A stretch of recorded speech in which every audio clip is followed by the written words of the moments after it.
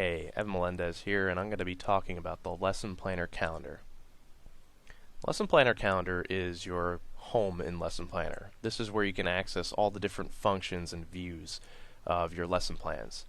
You can create, you can delete, you can move, copy, edit your lesson plans all from this one screen. We also refer to this screen as the Teach To screen because this is the screen that teachers are going to want open while they're teaching their class. You can view your lesson plan summaries directly from this one screen in various different ways. So let's begin by talking about the Lesson Planner course block. And that's this group of information to the left of the Lesson Planner calendar. And we call it course block appropriately because it's actually representative of each lesson book or course in a block. Now within these course blocks you have all the information about the course or the lesson book, as well as a few different functions or buttons that you could click to do things. The hide button will actually remove this lesson planner or lesson book from this screen if I want to. It doesn't delete the book or anything like that, it just removes it from the calendar. I can always undo it by going back to the lesson books list book screen and just clicking it to show again. This print button will actually open up a PDF, and I'm going to click that and it'll give me a PDF summary of all the lesson plans that I have in that one lesson book for the week. It's a whole thing, it shows all the details of it. Go back. This is information that was pulled directly from the schedule. It's Course 609, Section 4. This is the teacher's name that teaches it, which is me. What period that's being taught, and the cycle information. It's a AB course and it meets full year.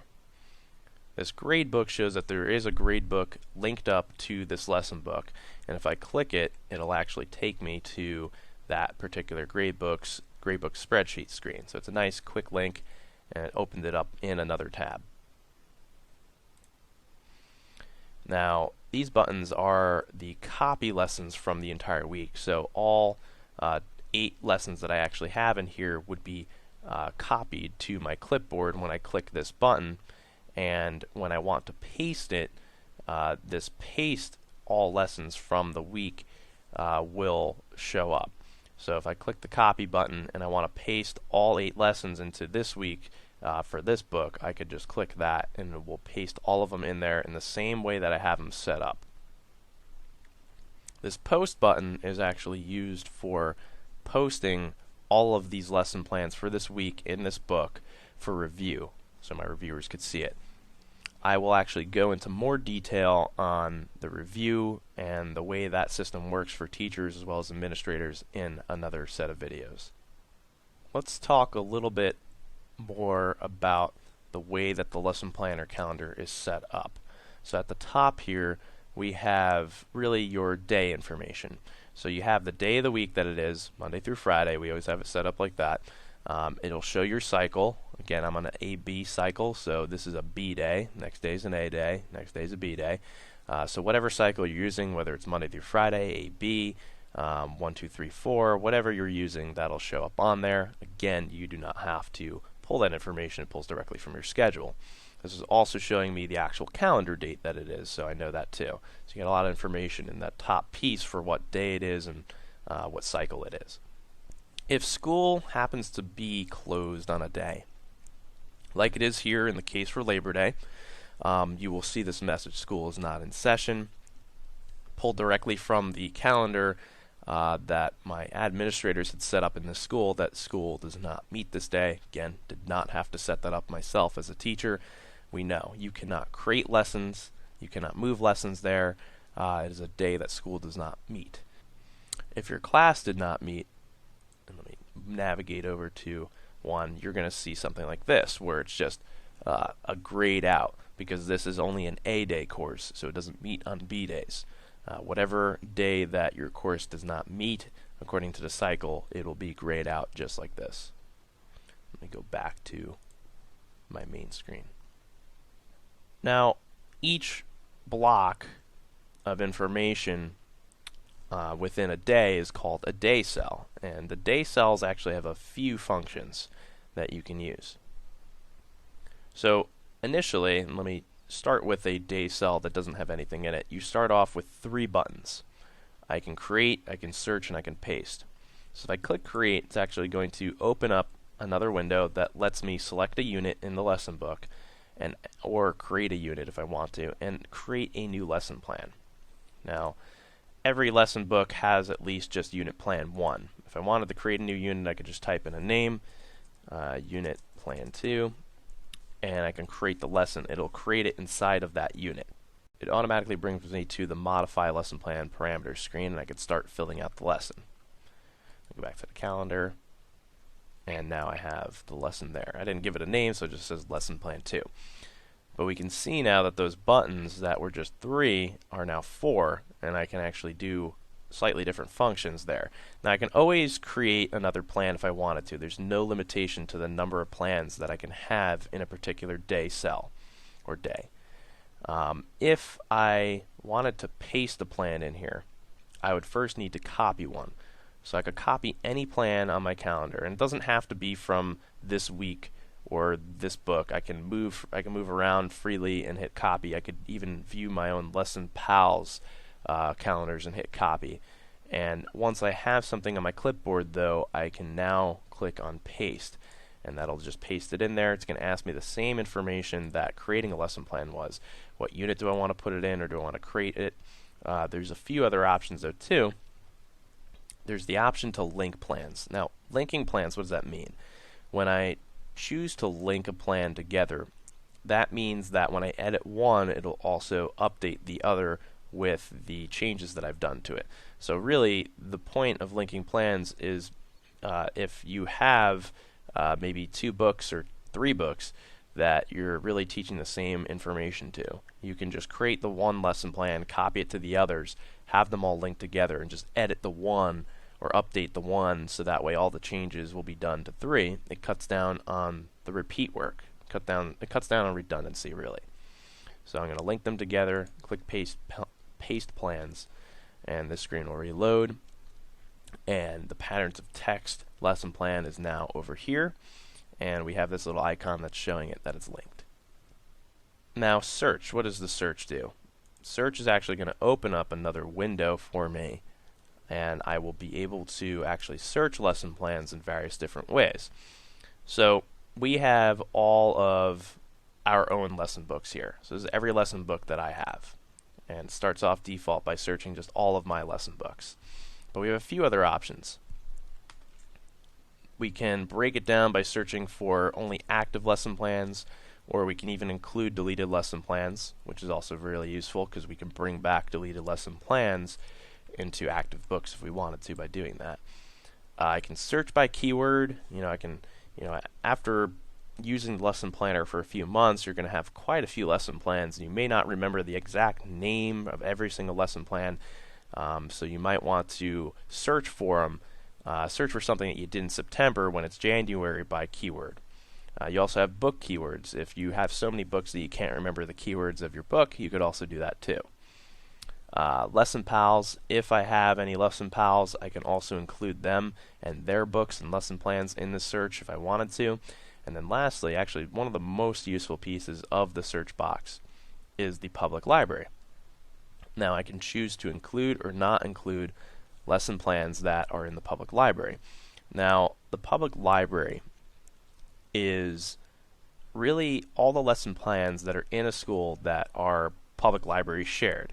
And what could be useful about this is maybe your administrators have built their own lesson plans for each department and have shared various different lesson plans in the public library that way. So it's kind of one of the ways that you can really create a whole curriculum of lesson plans in the lesson planner. So when I do the search, I'm going to include the public library and my lesson plans. I'm going to include everything. And click the search button, it'll load it up, and everything that according to my parameters I've searched for will be in there. And you can see there's a lot in here that I can scroll up and down and view. I can view the lesson plans by clicking the View Lesson button, and I can bring it in to the search box, the day cell that I clicked the search box on, by clicking the Add button. So if I click Add, it's going to refresh my screen, and this was the day cell I clicked the search for, so I will be able to paste it in there. I can't link them together if they're not my own, but I would be able to paste them in there just like creating or the paste worked before. Now, other day cell buttons, you have the print. You can only print obviously when there's actually lesson plans in there. What it's going to do is print the lesson plans for that day of the day cell that I click. So it just gives me a nice summary.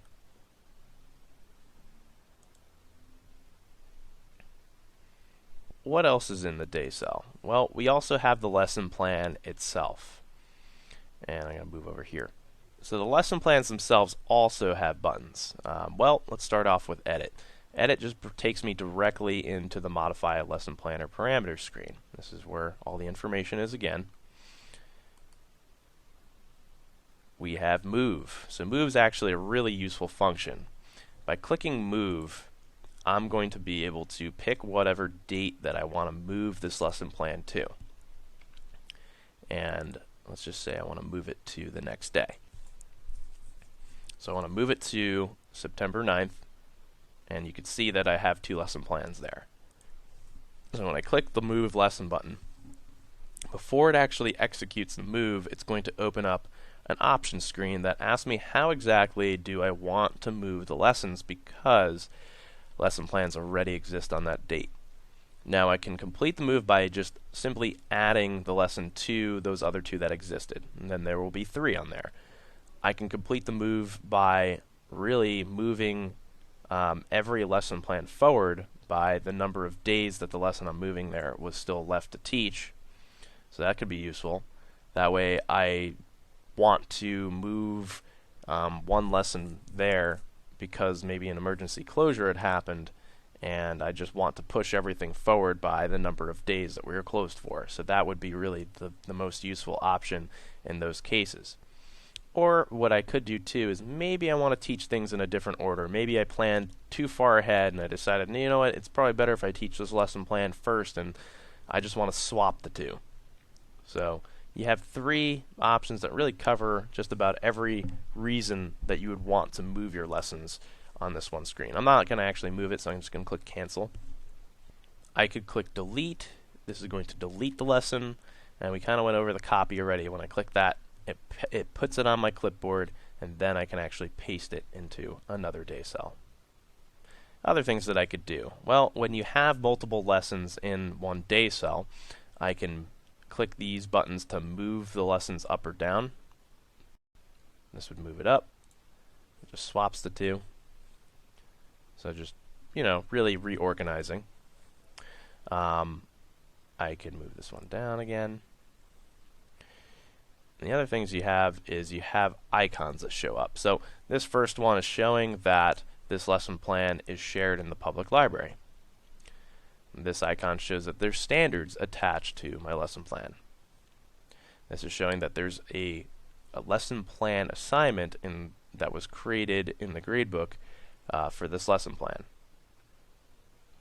This is showing that I have documents attached to this lesson plan, and this one we kind of went over before. It's showing that there's another lesson plan linked to this plan.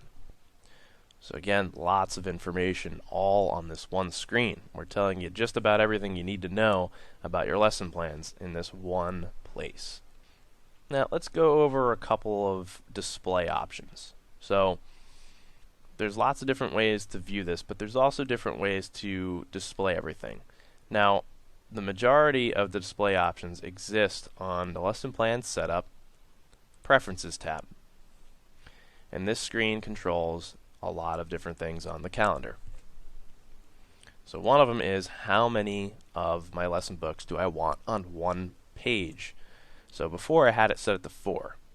And it might have been a little bit too cluttered for some of you with lower resolution screens. So if I set it to 2, click Save Preferences, I'm going to go back to the calendar, and we'll see how that looks. So now I just have the 2 lesson books, and that's it. Kind of makes it a little bit neater. Each book's a little bit kind of bigger, so it makes it a little bit nicer, I think, when you have a lot of information in your lesson books. Now, that didn't delete my lesson books. It didn't make it where I can't access them anymore. You'll notice up here you have your total number of courses or lesson books accessible in the calendar, and then you also have a next button. So 2 lesson books per page. And there's going to be as many pages as I need by clicking the next or the previous to get to all those lesson books. Other options. Display books that are not attached to a course on the calendar screen. So what does that mean?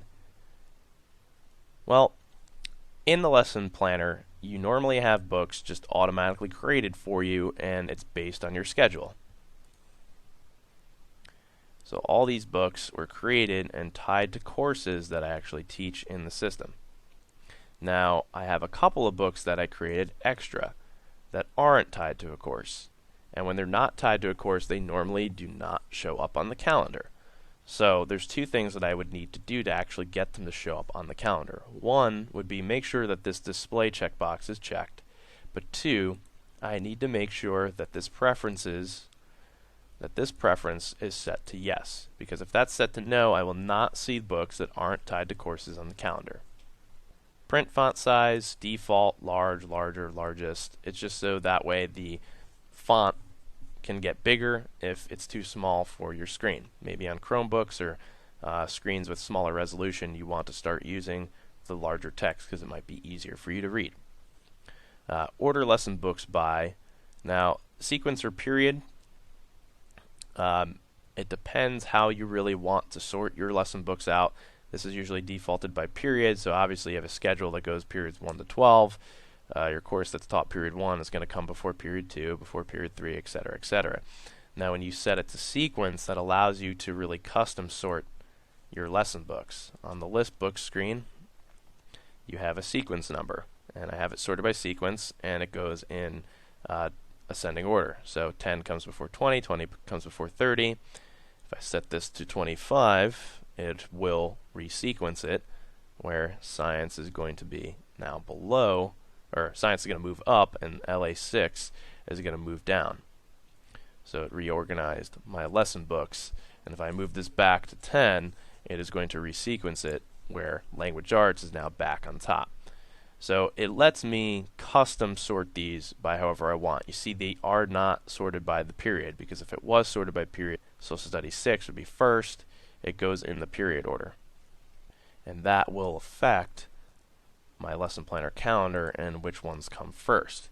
Say if I go all the way back, I'm going to have my LA6 first, Science 6 second. If I did it by period, it would reorganize these as well. Other preferences for the calendar: fit rote height to screen size. You just want to leave that one on. It really tries to adjust the way that the screen looks, so that way the lesson planner calendar fits better on your screen. The other option that is on the that affects the calendar is the valid meeting days for course. Now, this option is defaulted to all days a course meets. I usually like to leave it that way, but you also have another option that says only days for your linked teacher. Now, if I have it set to all days a course meets, and on the schedule you have a course that meets Monday through Friday, and you teach it Monday, Wednesday, and Friday, and I have it set to all days a course meets, it's going to show up every day on the calendar. If I use the second option, and same scenario, I teach a course only Monday, Wednesday, and Friday, and the course meets every day of the week, it's only going to show up when using the second option on Monday, Wednesday, and Friday on my calendar. It will blank out the Tuesday and the Thursday that I do not teach that course. So it might be useful if you have a co-teaching course between you and another teacher, and you want your calendar to represent just the days that you teach it. A few other options for how things show up on the calendar are back on the list book screen. Now, one, I could always change the name of my lesson book. This is going to affect the way it shows up on my actual calendar screen. The default names are pulled directly from the schedule, so they'll have names like Science 6, Social Studies 6, things like that. I renamed this one LAL6 because I wanted a shorter name. I can also color code them. They all start off with none, but we have a few different colors in here that you could use. I like the colors, makes it look a little bit prettier on the calendar. Again, we talked about the display. If I uncheck that, it'll make it not show up on the calendar, whether it's linked to a course or not. Alright, let's go back into the calendar and look at a couple of different calendar views. Now this is really important. So one, before I start clicking these buttons, I want you to know that there's always a printer icon in the top right hand corner of the lesson planner calendar screen. And when I click that, it's going to give me a weekly summary of the view that I'm currently looking at and the books that I'm currently looking at. So you can click that at any time and get a nice summary that's printable. Maybe you're going to be out for a week and you want to leave to substitute your lesson plan summary for the week. By all means, click that, print it out, leave it in the folder for them. It's very useful. Now, I can mess with the way that I'm looking at my calendar by clicking on a few buttons. So one, I can always click on a date and focus on that one particular date. When I click that, it really expanded on the date that I'm currently on, and it shows me the full summary. All the documents I have linked, I can click on them to open them directly from the screen. If I put a resource link, I can go directly to that website. But all the information that I put inside of that lesson plan, I can directly see that. So you can kind of get the idea why we're calling it the Teach To screen. To go back, I just click on this date again, and it returns me to that full week view. If I wanted to hone in on one particular lesson book, I can click on the name, and it's going to show me just that one book. And it's going to open up and show me a summary of that one book for the whole week.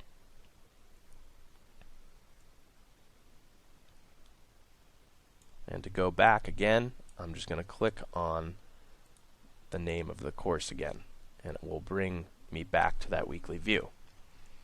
Now I can also do a combined view. I can click on the date, which is going to bring us back here, and I can also click on the book. And that's going to be one day for that one book.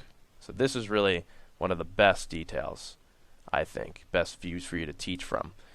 Really, if I was teaching out of this, what I would do is, as I come in, I would click on the day, so that way I'm focused on the one day, and as my courses move throughout the day, I would just switch between course, so that way the screen shows me a nice summary of everything that I want to see while actually teaching that particular course.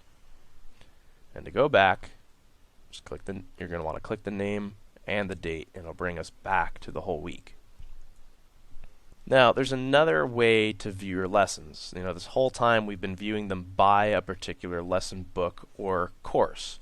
Now, that's great for maybe middle school and high school that teaches that way, that teaches by course. But in the elementary schools, the K through 5s, you're going to really be teaching by a homeroom. So the homerooms is really could be various different subjects throughout the day, but it's really one grouping. Now, schedule-wise, you have different courses and everything else set up that way, but as far as you're concerned, you don't really teach by course. You don't go from language arts to science to this and that. Maybe you go from doing a little bit of language arts in the morning to breaking it up with some math in the middle, and then you go back to language arts. So if I use view calendar by, it normally says book, but if I go by date, it's going to get rid of the course block on the left, and it's going to organize the lesson books, or the lesson plans, I'm sorry, by time. Everything all on one screen. I no longer have to go back and forth between the lesson books. Everything on one screen. When viewing the calendar by date, it organizes the lesson plans by the time that they're supposed to be taught. Now, I can set the time that they're going to be taught two ways. I can click this change time button. It's going to open up a screen right from here, and I don't have to leave the screen, which is nice. So I can set this to be 8 a.m. And I could also click the edit button, which will take me to the modify lesson parameter screen, and I can set the time here as well. Either way, it does the same thing. Neither way is wrong. So now just be careful though, when you're setting your lesson plans to be viewed by time, you want to make sure that you punch in the time for all of them, because a couple of these plans, they don't have times yet, so technically it's set to like 0, so they might be at the top. So if I set them, though, it will start organizing it by time. I have this set to 8, this one's also 8. Let's change that to 8. Let's change that to 9 a.m. And it will reorganize them by your time. So if you're using time, you definitely want to put it in. And actually, there's a really helpful field, if I go back to the list book screen and modify it, that lets me set a default start time for my plans in the lesson book. So that'll really help you avoid having lesson plans without any time. So if language arts I normally start at 8 in the morning, I could just save that book, and it will default to be an 8 a.m. start on all the lesson plans in that book. Now, you could always change that, but when I create it, it'll actually have something filled out. So that's useful. Different views for everybody. You know, by book, better probably for the middle school and the high school. By date, I think is better for the K through 5s that teach really by homeroom groups more so than class groups. Last thing I want to talk about is viewing your lesson pals calendars. Now, if you have access to do so, you may see the select user drop down. Now, normally that just says your name, but you can also select your lesson pals. So when I do that, I'm going to go to their calendar. And the calendar is going to look exactly the way that yours does normally, but you don't really have any of those controls that you could do on yours. You only have view-only access to the calendar. And really the major purpose of doing this is kind of, one, to see what they're teaching for that week, but two, so you can quickly use the copy, whether it's the copy for a particular lesson plan or for the entire week's worth of lessons, and then go back to your calendar and paste it. So I can hit copy on this, go back to myself, and I can paste it into my lesson book. And really that's one of the major functions of doing that. Again, I'll go into more detail on the lesson pals in another video.